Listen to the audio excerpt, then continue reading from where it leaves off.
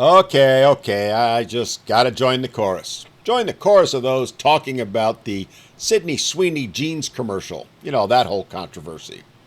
The one where a drop dead, gorgeous blonde haired woman puts on a pair of jeans and the internet collectively starts foaming at the mouth like she slapped their grandma and voted the wrong way in the same breath. What? What do you mean I put up the wrong picture? It's right there. Oh. Yeah, so as I was saying, a beautiful blonde woman modeled a pair of jeans, and now the world is losing its mind, making mountains out of, well, mountains, if you catch my drift. Now, before we go any further, let's get something straight. I'm not here to chime in on the whole tired, worn out, left versus right culture war that's mostly driving the outrage of this week's nonsense. There's enough of that already happening on cable news and what's left of Twitter. No, I want to take a completely different angle, one that illustrates another key point, one that no one is talking about, which is how this, once again, shows just how toxic women are, just how hateful they are to other women. Yeah, because it's not men losing their minds over this, it's women. So we're going to talk about that little debacle and what it really shows, that modern feminism, the whole girl power, boss babe, yes, queen, we're all sisters narrative. While sure it sounds nice in theory, in reality is faker than a Love Island relationship. Because here's sweet little Sydney Sweeney, young, stunning, blonde, built like a brick on Billboard. An actual 10, not one who's a 2 running around thinking she's a 10, which, oh, by the way, makes up most of the women who are so upset over this whole scenario. No, Sydney is a natural 10 with a pair of headlights that don't need high beams. And she's made the choice, her choice, to let's call it show her true self.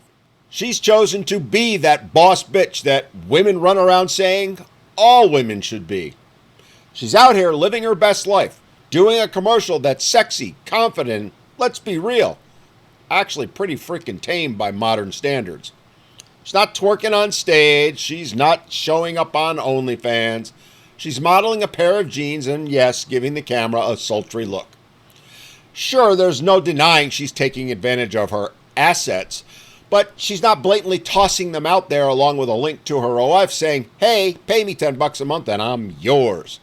But see, while they claim they want women to run around screaming, I'm a strong, independent boss bitch who don't need no man, when one actually goes and does it in a way the feminist cult doesn't approve of, well, cue the shrieking banshees.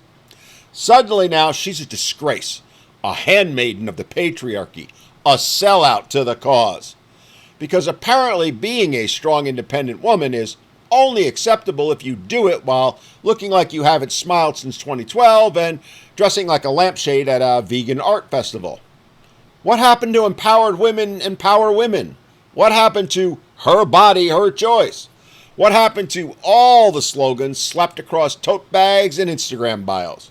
Oh, right. Those only apply to approved women. You know, the ones who walk the feminist line, say the right buzzwords, and don't make other women feel insecure by merely existing. And let's be honest here, this isn't actually about Sydney doing something wrong, not by a long shot. It's about her doing something while looking drop-dead gorgeous and showing she's pretty intelligent to boot.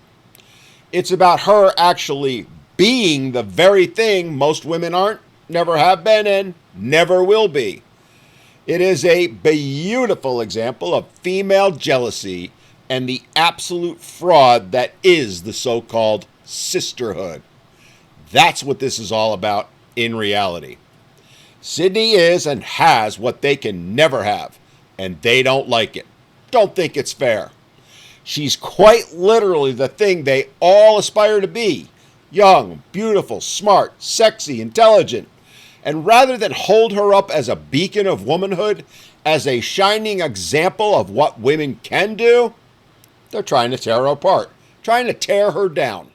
The bottom line is it's about Sydney doing something better than most of her critics could ever dream of doing.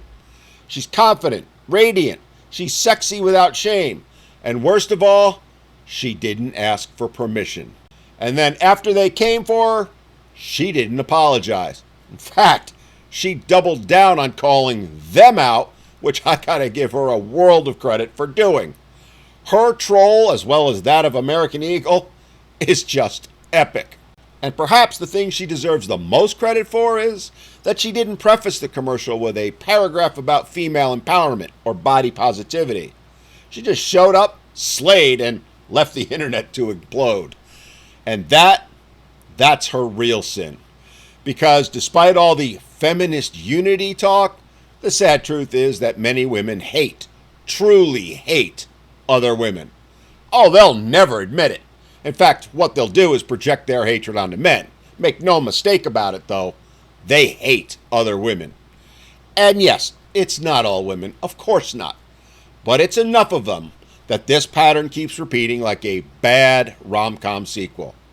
You know, that's not a bad idea. Maybe Sydney could make a movie for Hallmark. Coming soon, the Sisterhood of the Traveling Backstab. A heartwarming tale of one woman's journey to success, only to be hunted down by a jealous gaggle of desperate wine moms, bloggers, and blue-haired, septum-pierced keyboard Karens who preach empowerment by day and tear down other women by night. Rated E for envy. Look, we've all seen it before. A woman gets ahead, she's lucky. She embraces her femininity, she's a pick-me.